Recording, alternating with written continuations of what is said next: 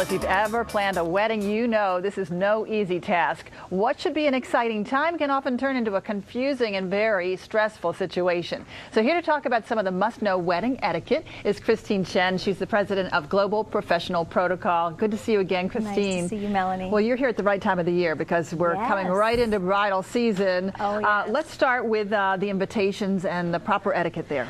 Okay, well, I'll back up a little because June is the highlight for weddings. That is the month where most weddings happen, 2.6 million in the United States. But the invitation, that's the first thing that the bride and groom are looking at. And the invitation tells whether the ceremony is going to be formal, informal. It kind of sets the tone. And so that invitation, it's changed a lot over the years. Traditionally, the invitation had the host, the parents of the bride's name, the bride, the groom, place, date, time. But today, the brides are getting very creative with those. But what they need to remember is it takes about 6 to 8 weeks for those to come back from the printers when they're engraved, and they should be sent out 6 to 8 weeks before the ceremony. That was my next question. How soon before a wedding can you expect, if you're a guest, can you expect to get that invitation? And it's a couple of months, right? Right. Well, 6 to 8 weeks for a typical ceremony. But what is happening more and more today is save the date. Cards are being sent out about 3 to 4 months beforehand because a lot of brides and grooms like destination weddings now, or families are spread out so much now that save the date cards are necessary so that family and friends can make the necessary travel arrangements. That's so true, especially with, as you say, those destination weddings. Right. Now the biggie here, who pays for what? Oh boy. Well, you know, weddings are so expensive. I was just looking at the cost of weddings in 2012. The average wedding is $26,000 to $27,000. Unbelievable. So, yeah. For a couple of days of, you know, memories, right? That's right. And you could put that as a down payment on your house. Right, right. And, you know, and the interesting thing is that 50% of bride and grooms go over budget. It's with easy the wedding. to do. It's easy to do. It is. Or it used to be that the groom's family would pay for the rehearsal the night before, and then the bride would take care, and her family would take care of the wedding. Is that still? That's right. Well, traditionally, that's how it's done. But today, about 64% of bride and grooms are paying for their own wedding because they're getting married later. They're more established, and also the groom's parents are now stepping up and helping with that more than in the past. So, but typically the groom's family does take care of the rehearsal dinner and some of the things for the day of the ceremony. But yeah, the brunt of it is on. All right, a lot of the actual groom and brides are taking care of it, so that's good on the parents. Oh yeah. All right, the ceremony itself can present some etiquette situations. One of them I can think of is when you have blended families, divorce situations. It's all like, where do I seat this person? Who sits where? Yeah, it can get very complicated because, like you said, families, there are different unique situations today, and it's so important for the couple to remember to be considerate because you want to preserve those relationships that you had before the wedding.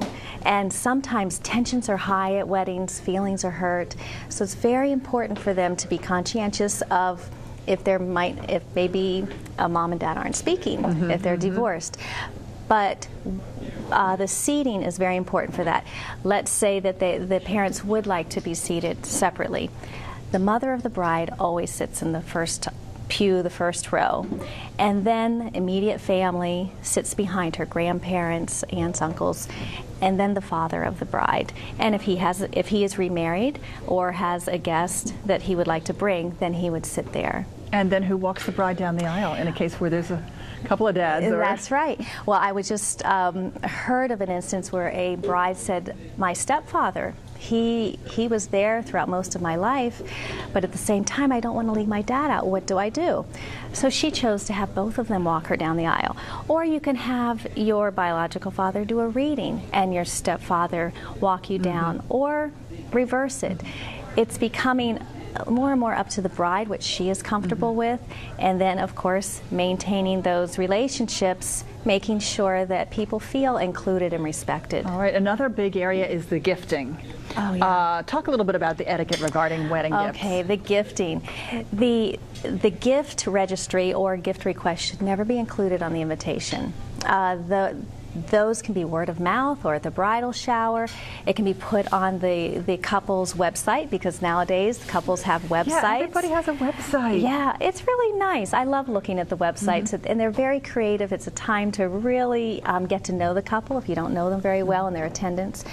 But the gifts, either send them a couple months before the wedding or a couple weeks to the bride's home, her family's home, or afterwards. If you know the couple's address, send it there, or send it to the family's home. And I heard somewhere that it was accepted to give a wedding gift up to a year after the actual wedding date. Is that possible? I know. I've heard that too, and also with a thank you note a year later, you have up to a year to do that. You can. But it's just a little odd. It kind of takes a isn't it? little of the fizzle out of it, doesn't it, when you get it a year later? So as close as you can is best. And the same goes for the thank you note. It should not wait a year to Get send right out on those thank you notes. Send them Right. immediately after the honeymoon. All right. Etiquette expert Christine Chen, thanks so much. And if anybody has any questions, there are lots of resources. Get a book on etiquette and you'll find out. Yes. Thanks so much for coming in today. Thank you, Melanie. All right, we're coming back in just a minute. Lots more Let's Talk Live up ahead. Don't go far. You're watching News Channel 8.